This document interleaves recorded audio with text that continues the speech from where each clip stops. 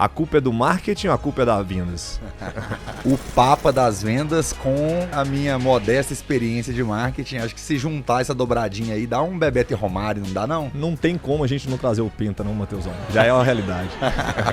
Vários vendedores saem todos os dias de casa desesperados querendo vender. Mas eles não entenderam até hoje que se eles solucionarem um problema de alguém, eles não precisam vender coisa alguma para essas pessoas. Nos primeiros 7, 8 anos da minha carreira, o meu chefe era um cara que tinha vindo de vendas. Eu falava sobre narrativa, storytelling, sobre branding, e eles não estavam nem aí. Eles falavam, mas quanto que isso vai me ajudar a vender mais?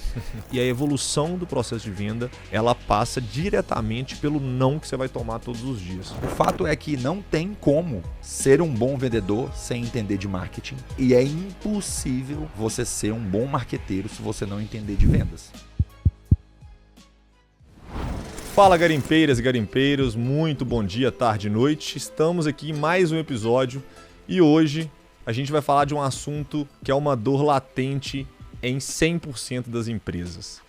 Vendas, como vender, técnicas de vendas. E ao meu lado aqui, meu grande parceiro, amigo Matheusão, marqueteiro, um dos caras mais brabos do marketing que eu conheço. Então, vendas e marketing tem tudo a ver, né, Matheusão? Seja muito bem-vindo.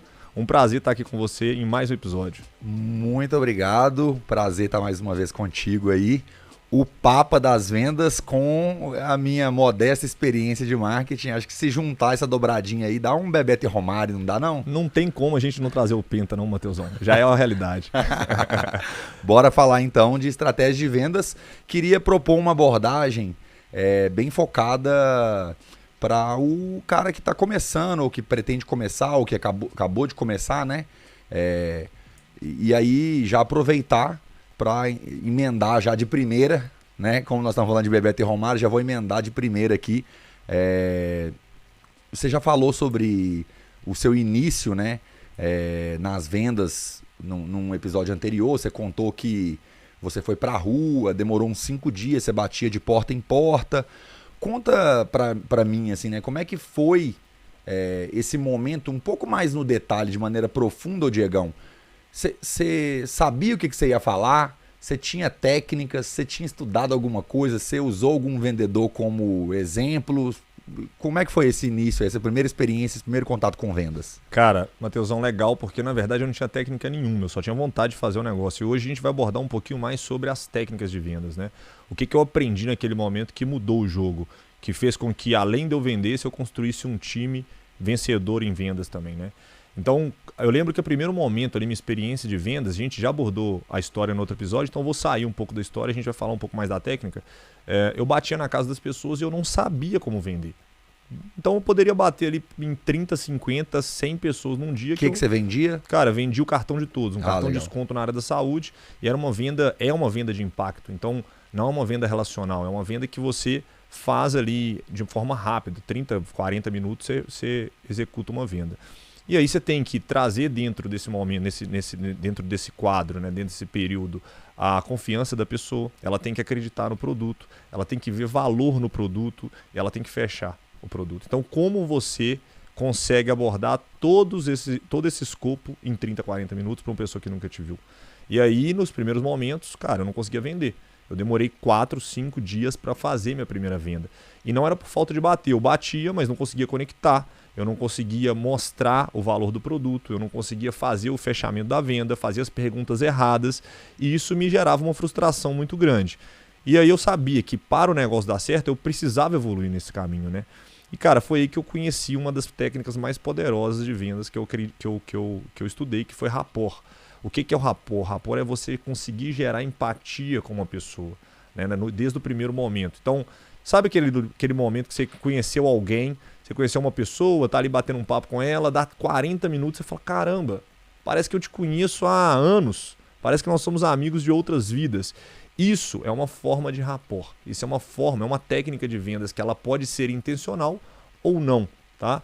Muitas vezes ela acontece sem intencionalidade, mas a gente consegue aplicar isso também na intencionalidade. Então, tem várias maneiras de você construir rapport. Tem algumas maneiras mais poderosas e outras maneiras menos poderosas. Então eu comecei a estudar isso. E como eu comecei a estudar isso, cara, hoje você tem muito mais conteúdo. Naquele momento ali a gente tinha com conteúdo limitado, alguns livros. 2003 o YouTube estava começando. Justamente, foi 2006, né? 2006, 2007 ali que eu comecei a ver alguns vídeos no YouTube, mas a gente não tinha ainda o material como é hoje disponível, enfim, denso sobre as técnicas. Mas uma das coisas interessantes, Matheusão, dentro do rapport primeiro, eu vou falar um pouco de rapport e depois eu vou falar um pouquinho sobre abordagem, que eu acho que é bom a gente trazer esse ponto também. É você conseguir conectar. E conectar, uma das formas de conexão mais poderosa que o ser humano tem é o olhar. Então, se você quer vender, se você quer gerar valor naquela venda, você precisa conectar pelo olhar com aquela pessoa.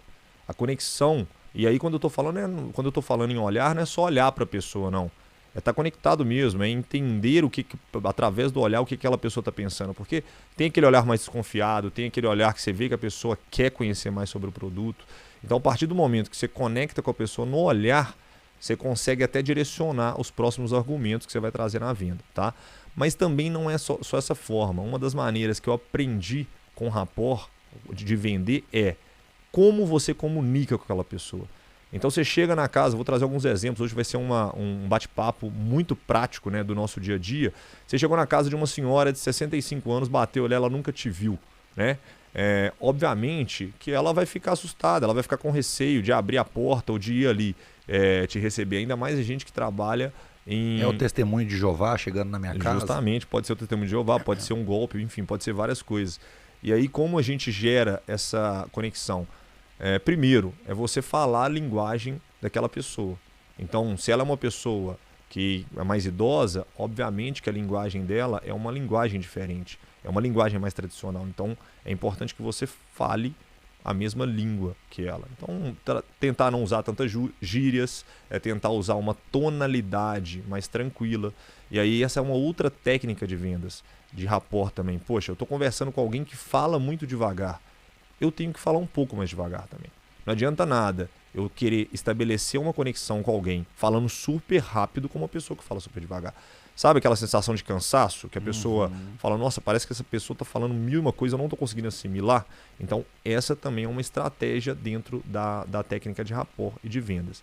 Outro ponto muito importante e que eu vejo muito vendedor fazendo é não perguntar sobre os pontos que ele está trazendo. Então, no momento que você está trazendo uma venda, você tem que ter a certeza que o seu ouvinte, ele não só ouviu, mas que ele entendeu aquilo que você está falando.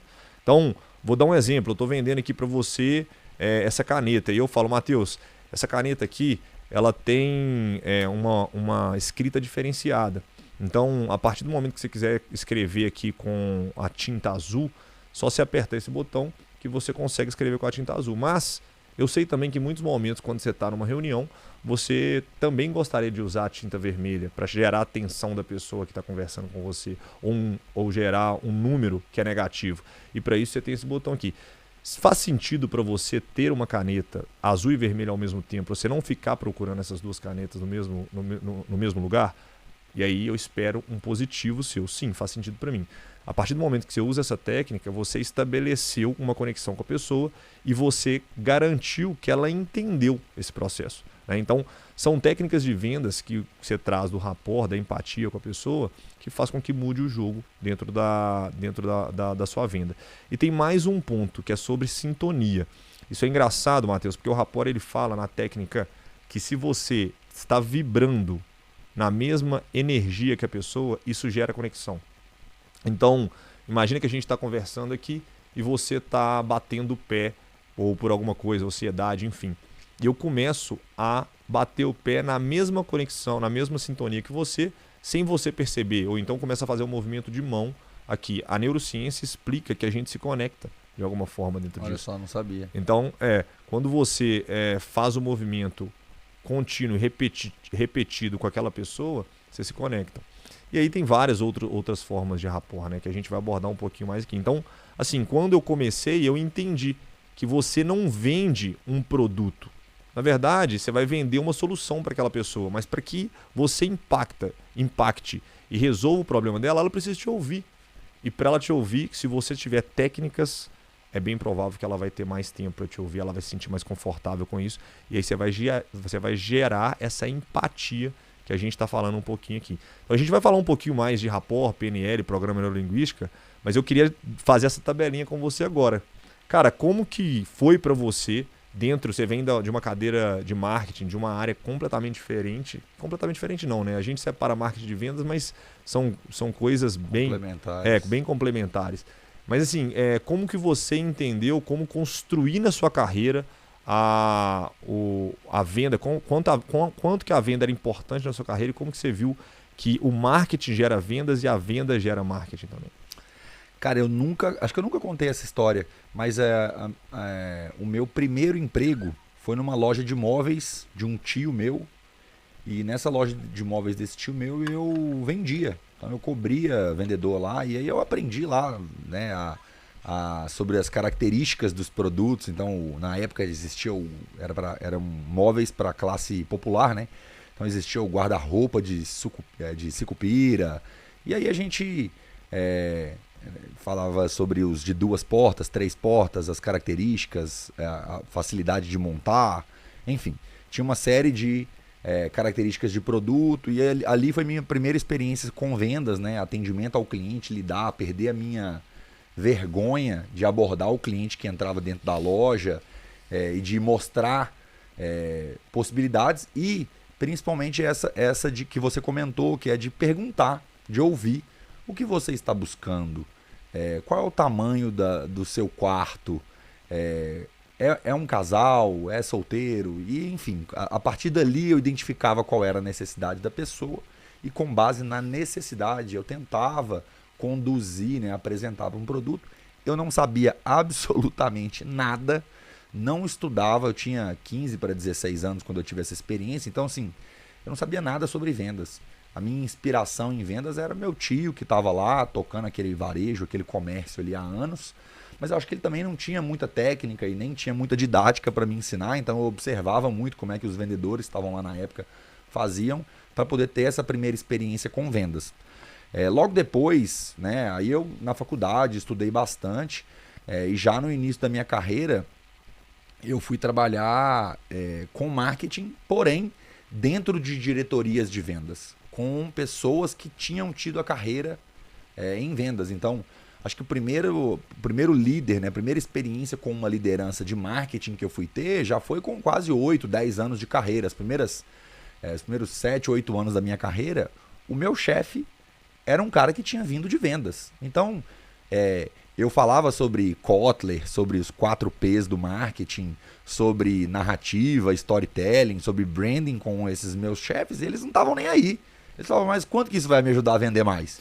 Então, no final, tudo era sobre as vendas, e eu entendi muito cedo na minha carreira a importância das vendas, né? Porque eu também trabalhei no mercado em que em que a cultura de vendas é muito forte, né? Então, o mercado de bebidas é um mercado muito agressivo, é um mercado de uma cultura, né, de vendas muito forte em termos de rituais, rotina, de técnicas. Então, ali foi a minha primeira escola, e obviamente, né, eu comecei a me desenvolver em marketing já com um olhar muito claro de que se eu não tivesse uma integração, se eu não tivesse um viés muito forte de marketing voltado para vendas, voltado para resultados, eu não ia conseguir avançar na minha carreira, e foi assim que tudo começou para mim, né?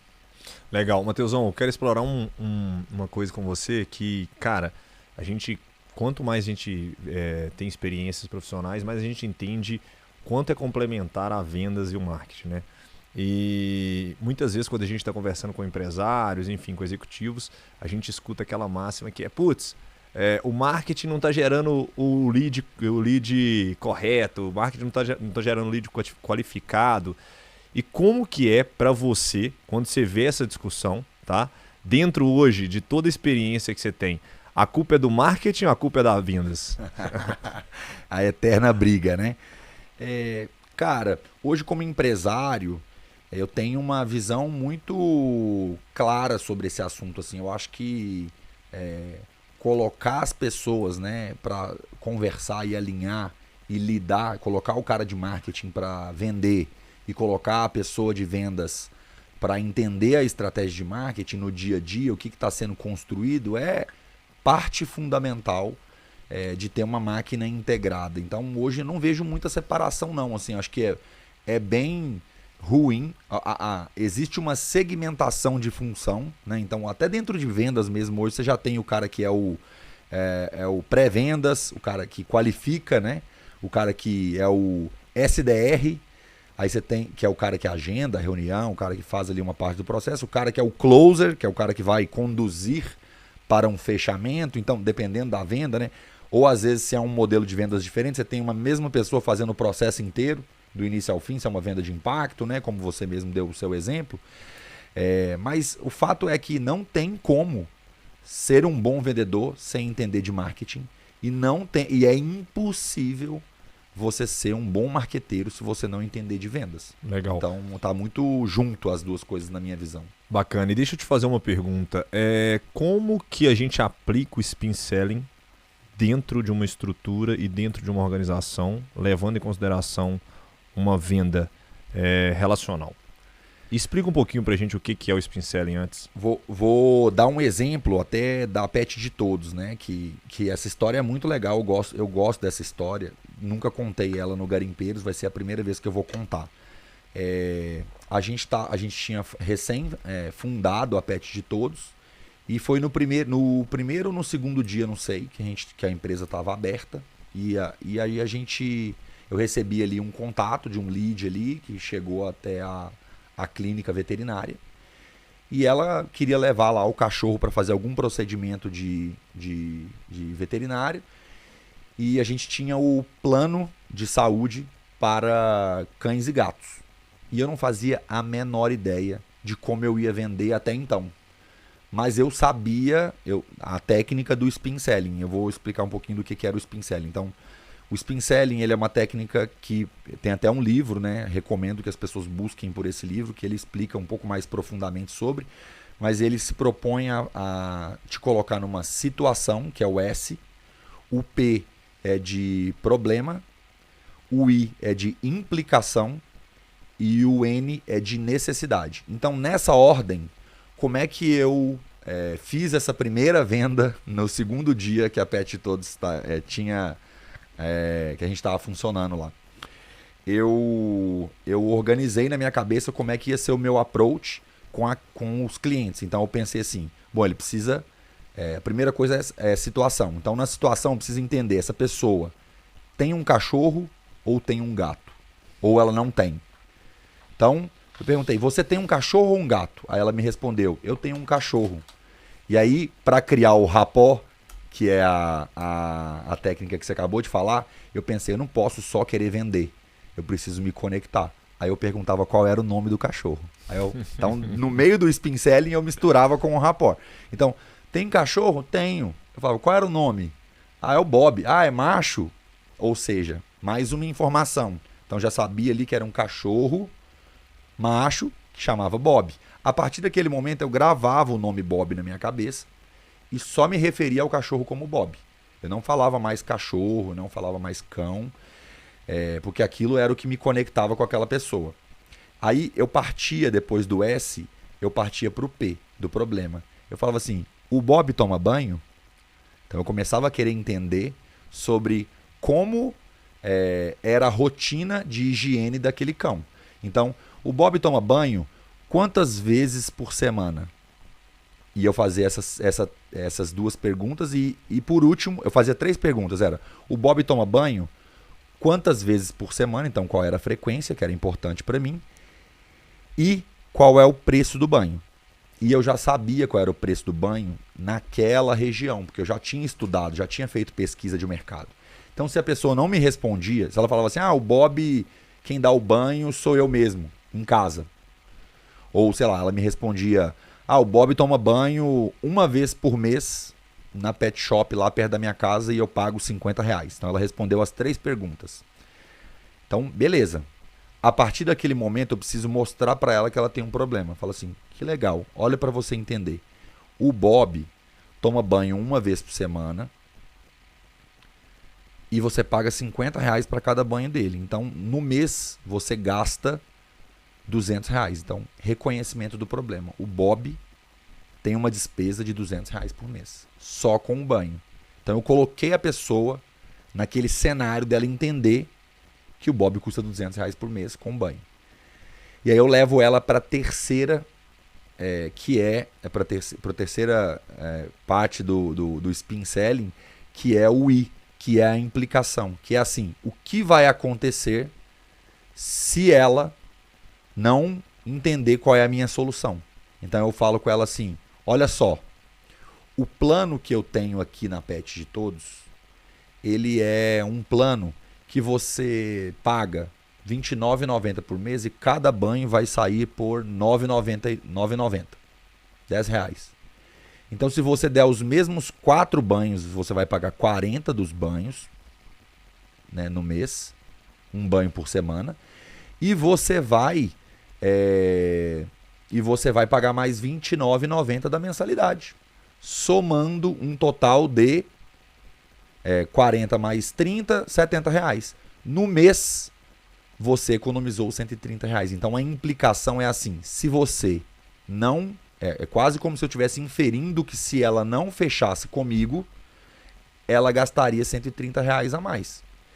E aí e o gatilho para eu partir para a última etapa do spin selling, que era o N da necessidade, era perguntar se fazia sentido para ela. Então eu falava assim, faz sentido para você economizar R$130? Ou para quem não faz, né? Então se ela já fez a conta junto comigo, eu construí a conta para ela, faz sentido economizar R$130. Pronto. Essa era a minha deixa, esse era o meu gatilho para ir para o N, que era gerar a necessidade. Que aí era, então vamos fazer agora, aproveitar que hoje a gente não vai te cobrar a taxa de adesão, estamos com 0 taxa, ou aproveitar que hoje a gente tem uma janela livre para banho na parte da tarde, eu já encaixo ele agora e você já começa a economizar a partir de agora. Então eu gerava a necessidade por último. Tá? Então eu usei o spin selling para poder fazer a primeira venda, não fazia a menor ideia do que eu estava fazendo, só estava tentando encaixar uma venda dentro dessa técnica, e a partir daí a gente começou a refinar. Mas eu vi que funcionou. E quando eu vi que funcionou, eu comecei a replicar. Então quando funcionou mais de uma vez, eu vi que realmente funcionava, e eu comecei a observar, treinei a equipe de vendas para poder fazer igual, e eu comecei a observar que algumas pessoas da equipe de vendas adaptaram o meu spin de uma maneira mais rápida, ou de uma maneira melhor. E aí começou a se disseminar o conhecimento sobre o spin selling dentro da área de vendas da empresa. Cara, legal demais. E na real, eu vou até compartilhar também uma das experiências e conhecimento que eu tenho, que vai muito, do spin selling, e vai muito de como você vai estruturar essa venda. Porque eu vejo, Matheusão, que muitos vendedores eles não sabem como estruturar essa venda. Então, quando você estava falando, eu fiz algumas anotações aqui. E eu vou resumir o spin selling para quem está nos ouvindo, que é, primeiramente, a abertura da venda, né? Você falou sobre o approach, a investigação. Por que aquela pessoa compraria o seu serviço ou o seu produto, né? O que você tem a oferecer para ela? E ali, naquele momento da investigação da abertura da venda, é o momento que você vai entender qual que é a dor também que ela tem para passar para o meio da venda e deixar essa dor latente. Então, é uma dor financeira, é uma dor de tempo, o que é a dor, o que você vai trazer como solução para o problema dela. E no mesmo produto ou serviço, você tem dores diferentes. A gente vai falar um pouquinho sobre isso aqui daqui a pouco. E aí, depois o fechamento. Qual que é o mais importante? Eu falo que a venda é uma matemática. Então, a primeira coisa, se você tem um funil com um lead no pipeline, cara, você só vai conseguir converter se você converter 100%. Agora, se você bota 100 no pipeline, na boca do funil, você vai ter uma conversão, se for de 100%, de 100. Se for de 10%, você vai ter uma conversão de 10 em cima de 100. E se você bota 200, 300, 400, a matemática ela vai acontecendo. Só que dentro desse funil, para ficar de uma forma bem palpável para quem está nos ouvindo, imagina que o funil está dividido em 3 partes. Então a primeira parte, que é a boca do funil, é onde você vai trazer o lead, é a primeira parte da investigação. A segunda parte, que é o meio do funil, é você trazer essa dor latente e usar a técnica correta.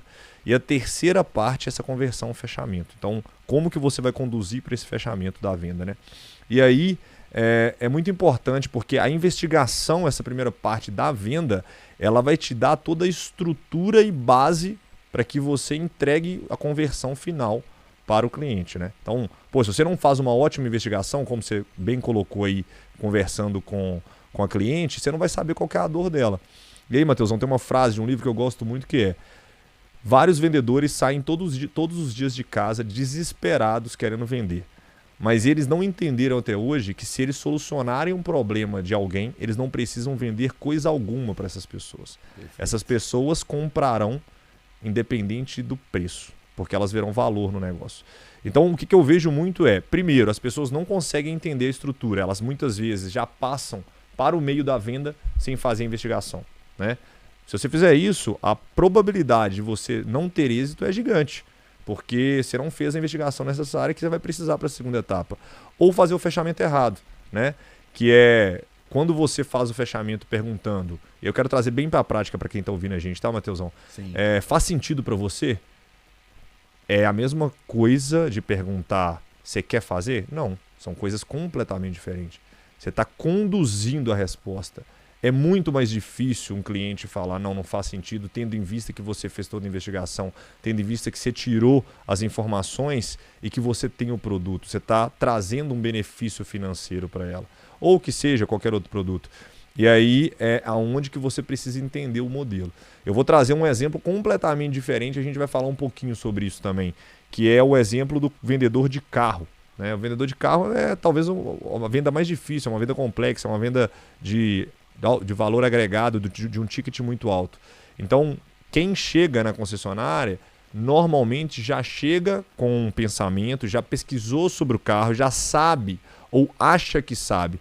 E aonde que está o grande triunfo do vendedor de carro? Quantas vezes a gente já não foi na concessionária, quantas das pessoas que não estão nos ouvindo aí que falou, vou comprar o carro tal, chegou lá, tinha um orçamento, um budget menor, saiu com um carro mais caro e um carro completamente raro, diferente. Mas acontece muito. Pois é, por quê?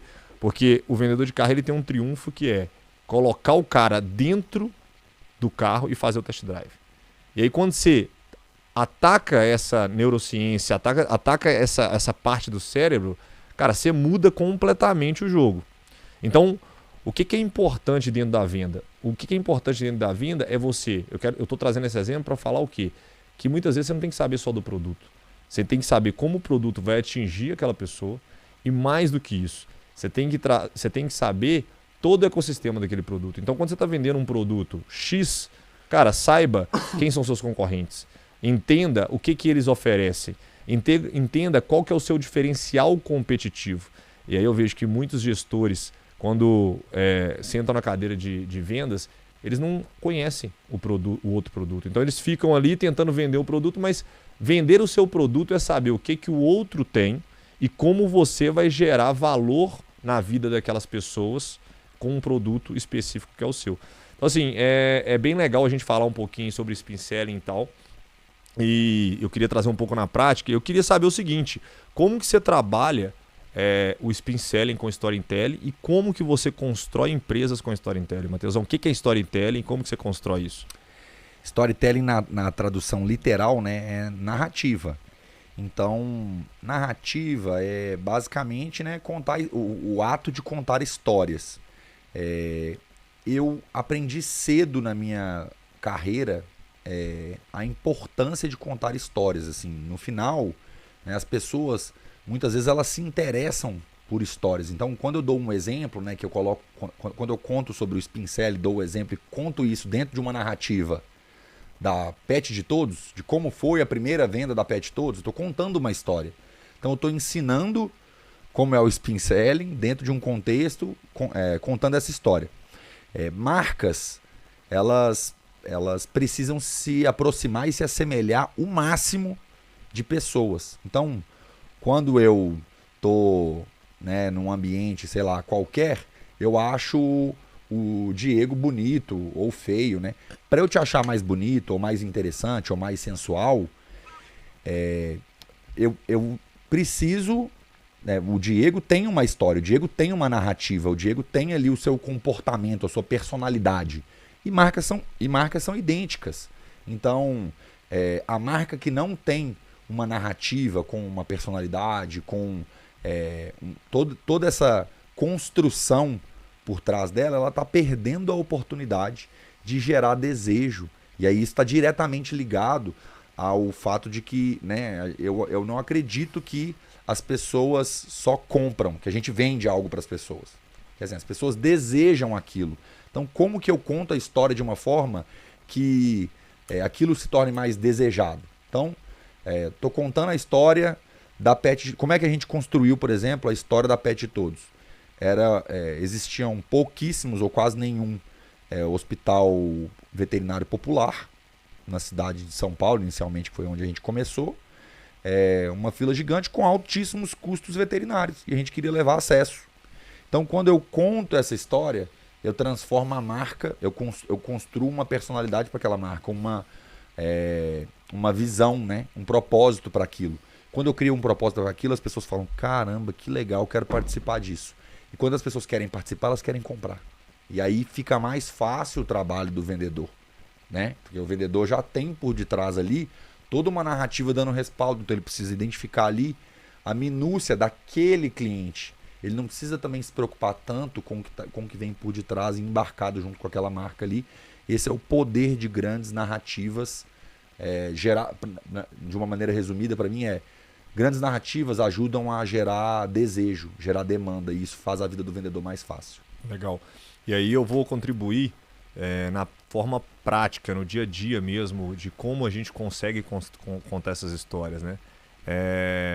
Tudo que você conta história e gera valor, vale mais. Então, contar quando você está vendendo alguma coisa, tem que ter uma narrativa, tem que ter um porquê, tem que ter o porquê que aquela pessoa vai consumir aquilo, porquê que ela está adquirindo aquilo. E aí, vendas é contar histórias todos os dias, né? Então, vamos trazer na prática aqui, a gente saiu para vender uma geladeira, né? Então, você chegar na casa de um cliente para vender uma geladeira e perguntar se ele quer uma geladeira, é bem provável que ele não quer uma geladeira, ele já tem uma geladeira na casa dele, né? Como você construir com seu time uma história, uma narrativa para que aquela geladeira seja um objeto de desejo para aquela pessoa.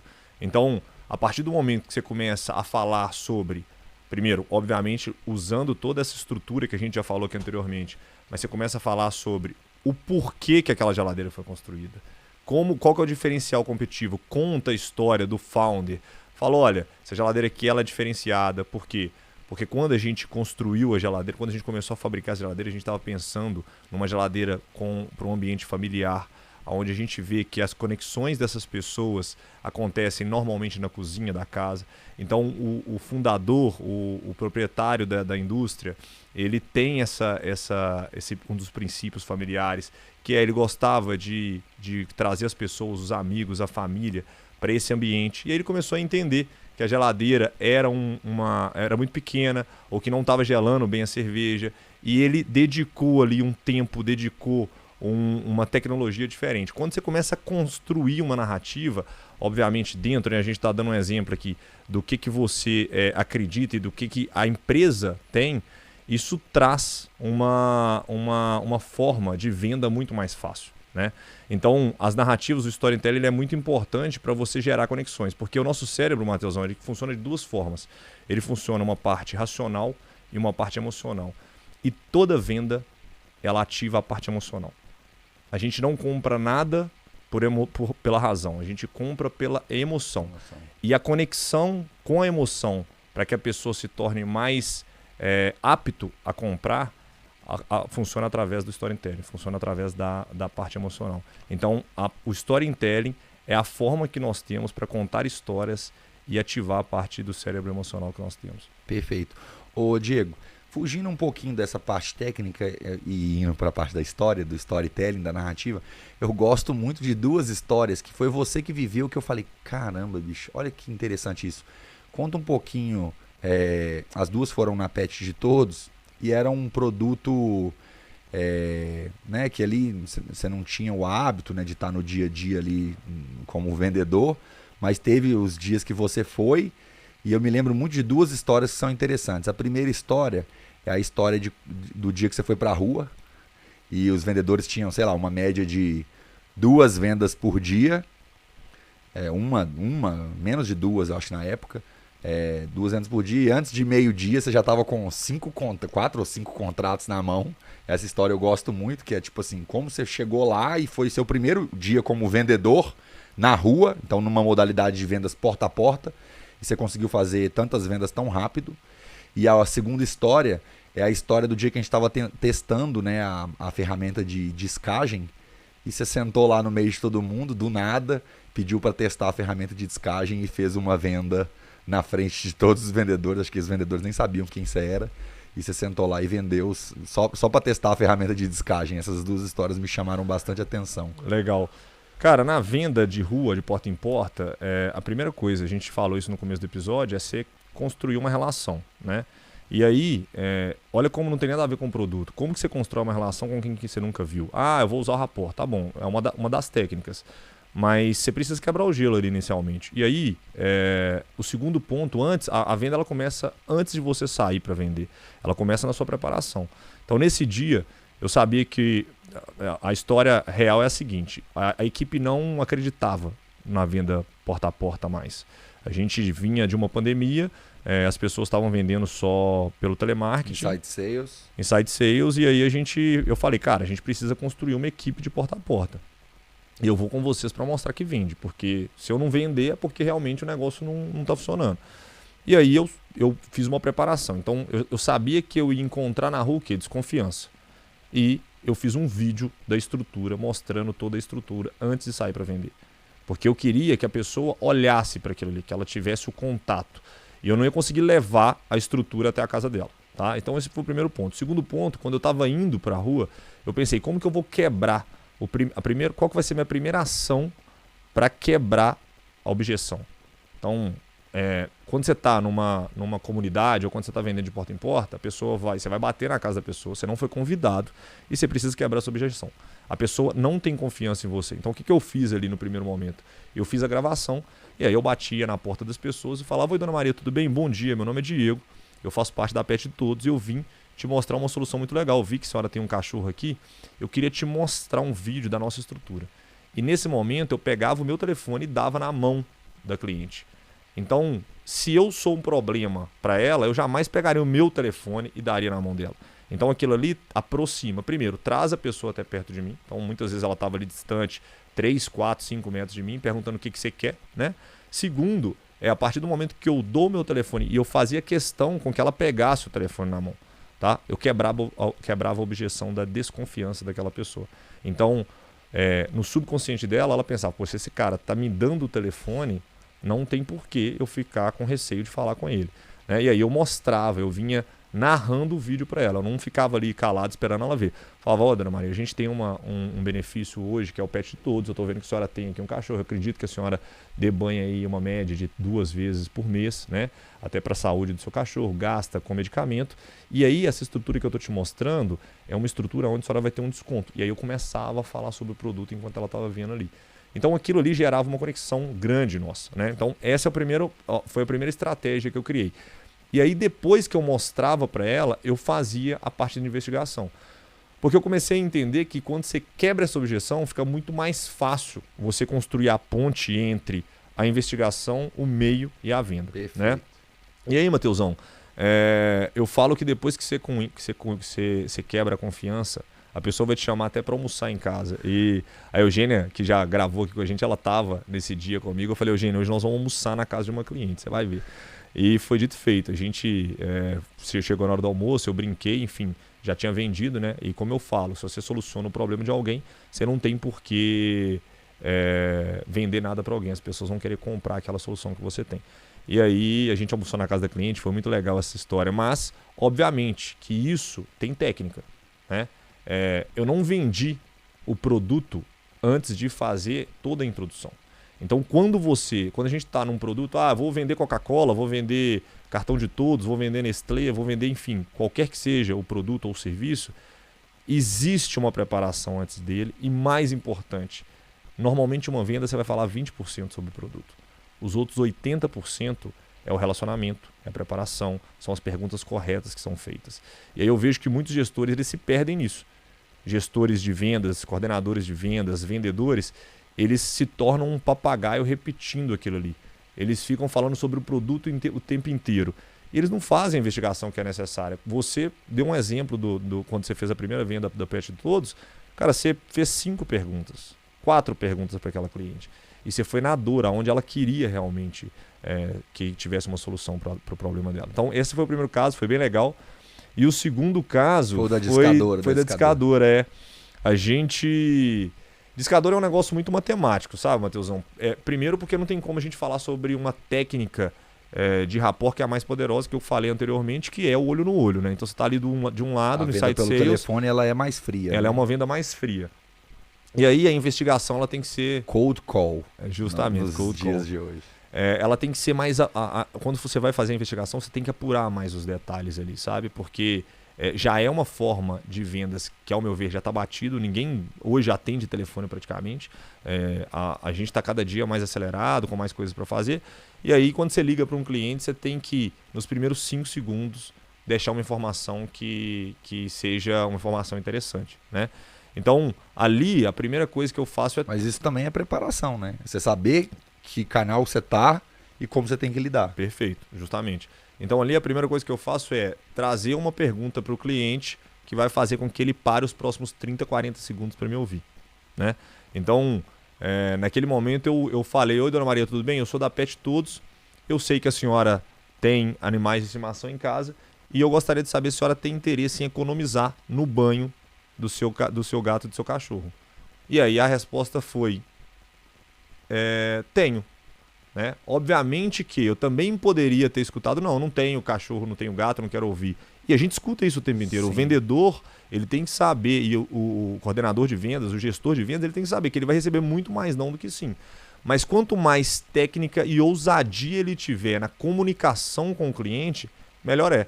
Eu vejo muita gente, Matheusão, no fechamento, fazendo às vezes a abertura da venda correta, fazendo toda a investigação, passando pela estrutura, o meio, deixando a dor latente.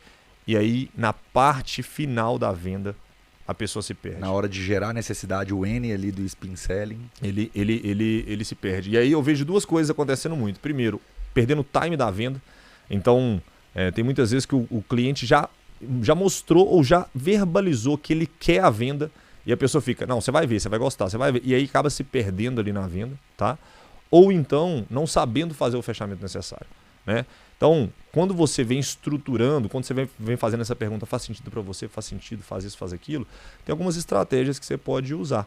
Então, eu estou vendendo aqui para você um produto que você já me falou que faz sentido para você, né? Então eu falo: Matheus, já que faz sentido isso, eu sei que você está economizando naquilo e que você vai ganhar tempo a partir de agora, a gente agora só precisa preencher o seu cadastro e você já sai com benefício para você e para sua família, né? Quando você vai fazer uma venda de um carro, você não está vendendo só o carro. O que você está vendendo ali? Você está vendendo comodidade, você está vendendo prazer, você está vendendo um tempo com a família, um deslocamento. Então, você vai construindo toda essa narrativa usando da técnica de storytelling, usando da técnica do spin selling, usando de rapport, para que no final você faça o fechamento correto. E ainda a gente tem nos dias de hoje vendedor perguntando se você quer ou não. Então, se você faz um trabalho bem feito na parte de investigação do cliente, no meio do cliente, é de suma importância que você faça o fechamento correto. E cada venda vai ter um fechamento. Então, antes da gente começar a vender, antes de você bater na porta de um cliente ou receber um cliente na sua loja, é importante que você entenda e prepare para que isso ocorra. Porque a venda ela não começa quando o cliente está na sua frente. Ela começa bem antes quando o cliente está na sua frente. Então, são coisas que eu vejo muito erro de gestores, muito erros de vendedores de porta em porta, enfim, vendedores de carro, todos os tipos de vendas. E, Matheusão, eu quero saber o seguinte, cara, como que é para você, hoje dentro da sua estrutura, né? Hoje você está em várias frentes de negócio, o que você acha que é importante para contratar um time de vendas? E aí, tanto pessoas que vão trazer a venda em si, né, quanto os gestores e coordenadores desse time. Primeiro, quais são as características? As características principais. A primeira coisa, eu acho que a pessoa ela tem que ter coachability, né? Que é tipo, a pessoa tem que ser treinável. Ela tem que aceitar que ela vai ter que aprender, que ela vai ter que se desenvolver. Isso é fundamental. obviamente, né, e junto com isso, ela precisa vir com uma carga de humildade, né? Então tem várias soft skills que a pessoa precisa ter para poder desenvolver essas hard skills. Mas o principal é que ela precisa ter uma leitura boa de gente, assim, uma capacidade de observar grande, tá? Então, se a pessoa tiver uma boa capacidade de observar, de perguntar e de aceitar ser treinada, eu acho que todo o resto é treinável. Assim, eu nunca fui um vendedor nato, eu nunca me senti um cara que vendia bem, mas eu sempre soube que era possível ser treinado e se desenvolver.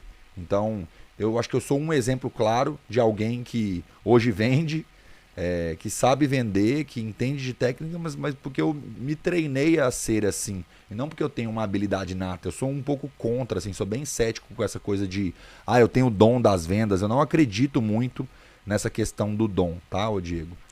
Mas eu gosto muito dessa questão da pessoa poder ser treinável justamente por isso. Eu fiz essa pergunta e também quero respondê-la, porque eu vejo que é uma dor da maioria dos gestores. Quem trabalha com venda tem uma pressão grande, né? Venda é resultado, a gente sabe, e as coisas acontecem de uma forma imediatista. A gente tem que fazer o resultado no mês. A gente brinca que o mês, todo mês a gente começa e termina o mês no zero, né? Então você começa no zero, quando você termina no outro dia é zero de novo. Vendedor não tem passado. Justamente, vendedor não tem passado.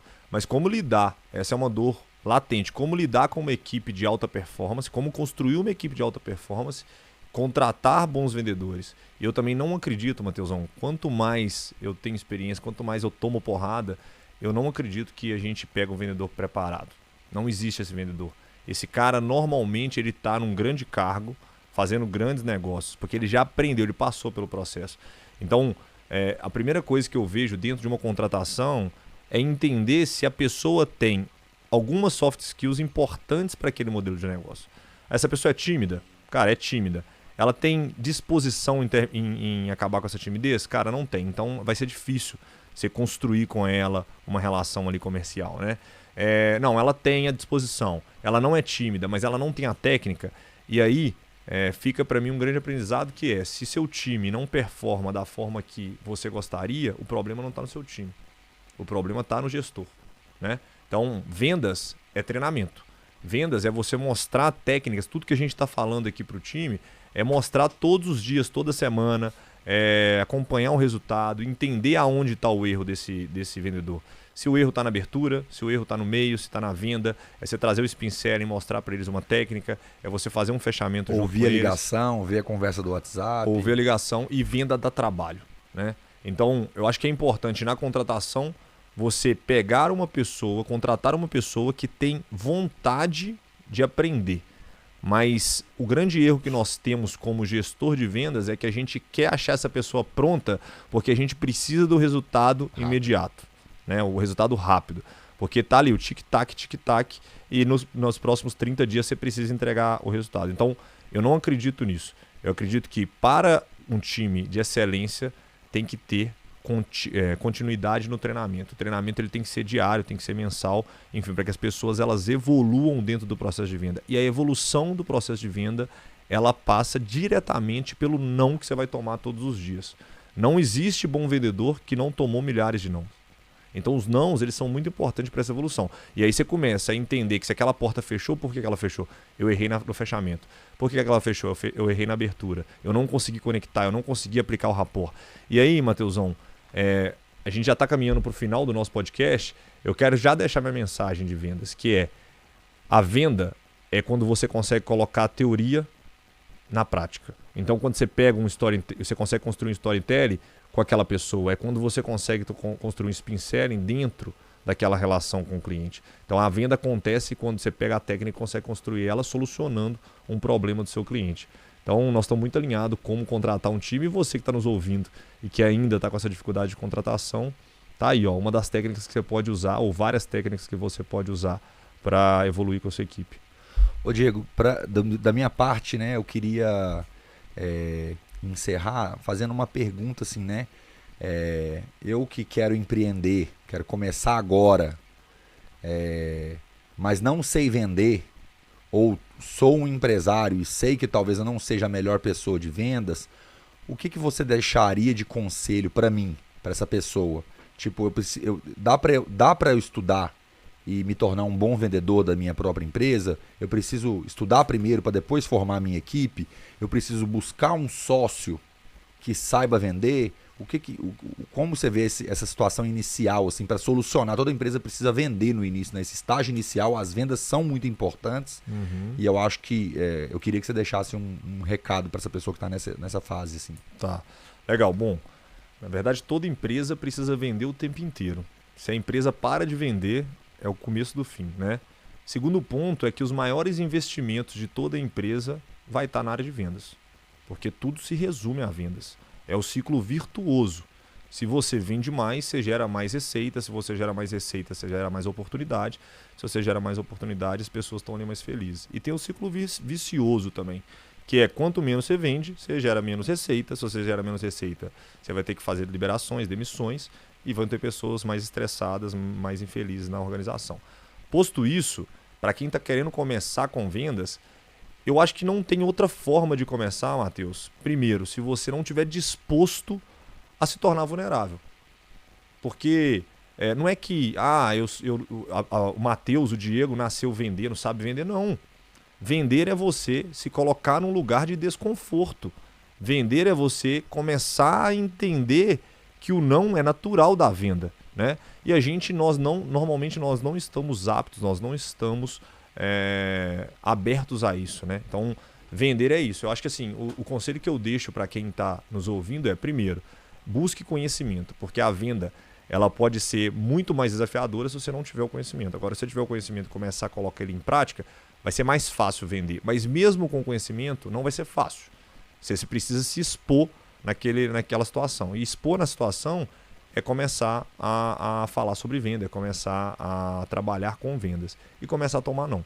A partir do momento que você se torna calejado, a partir do momento que você começa a entender que aquilo ali é um processo, você começa a achar o caminho. Então, imagina uma água saindo da nascente, tentando achar o mar. Ela vai passar ali por várias obstruções até chegar aonde ela quer. É basicamente isso que acontece no trajeto da venda. Você vai tomando não, até você chegar no momento que você fala, cara, é aqui que é o fluxo normal e é aqui que eu vou conseguir construir as minhas metas e bater minhas metas mensais, anuais, enfim. Então eu acho que esse é o detalhe da venda, é você se expor ao dia a dia e na prática mesmo. Sensacional. Obrigado. Eu acho que a gente deveria até abrir uma enquete para poder saber se o pessoal quer saber mais. Acho que vendas é um assunto bem, né, profundo e complexo. Diz aí se vocês querem que a gente faça um segundo episódio falando mais sobre outros tipos de vendas, falando mais sobre o tema estratégia de vendas. E não se esqueça de ativar o sininho, se inscrever aí no nosso canal, seguir a gente, comentar e dizer o que você achou desse episódio. Manda para aquele seu amigo vendedor nato. Maravilha. Pessoal, muito obrigado, garimpeiras e garimpeiros. Mais um episódio. Matheusão, obrigado pela presença. Um prazer compartilhar dessa mesa mais uma vez com você. Só aulas. Aprendo muito todos os dias que a gente senta aqui nessa mesa. Obrigado. Valeu, galera. Eu me perdi na geladeira, velho.